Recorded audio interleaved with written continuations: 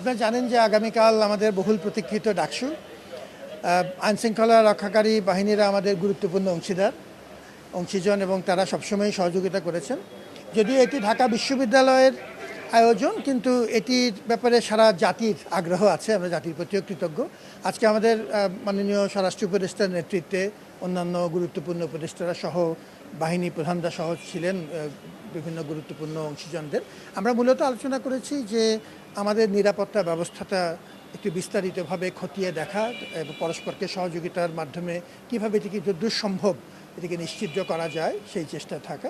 আমরা খুবই আশাবাদী যে আমরা গত প্রায় 11 মাস ধরে সবাইকে মিলে একটা সার্বিক প্রস্তুতি নিয়েছি এবং সেই প্রস্তুতির এখন চূড়ান্তক্ষণ আগামীকাল হচ্ছে আমাদের সেই মহেন্দ্রক্ষণ।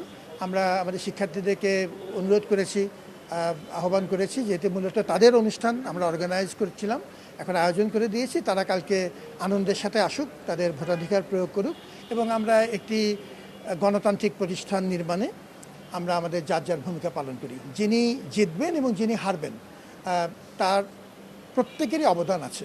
আমরা বহুদিন পর ডাকসু নির্বাচন করছি এবং এটি গণ অভ্যুত্থানের একটি মূল্যবোধের সাথে সঙ্গতিপূর্ণ যে কী করে আমরা গণতান্ত্রিক চর্চাকে প্রাতিষ্ঠানিকরণ করব এবং সেই প্রক্রিয়াতে বিজয়ী এবং বিজেতা উভয়েরই কিন্তু বড় মাপের ভূমিকা আছে। একটি দীর্ঘদিন ধরে অকার্যকর একটি প্রতিষ্ঠানকে, গণতান্ত্রিক প্রতিষ্ঠানকে, মানুষের মতামত এবং নেতৃত্ব চর্চার প্রতিষ্ঠানকে সক্রিয়করণে তারা ভূমিকা রাখবেন। সেটা আমরা মনে করি যে আগামীকাল আমাদের সবারই বিজয়ের দিন এবং আমরা আল্লাহর উপর ভরসা করছি, আমরা মানুষের শুভবুদ্ধির উপর বিশ্বাস রাখছি। আমরা আমাদের প্রয়োজনীয় প্রস্তুতি ব্যাপক পরিসরে নিয়েছি এবং আমরা আমাদের শিক্ষার্থীদের যে ব্যাপক আগ্রহ আছে এই বিষয়ে এবং সারা দেশ যে আমাদের পাশে দাঁড়িয়েছেন সেই শক্তিতে আমরা নিজেকে যথেষ্ট করছি এবং সেটিকে ভিত্তি করে আমরা এগিয়ে যাচ্ছি।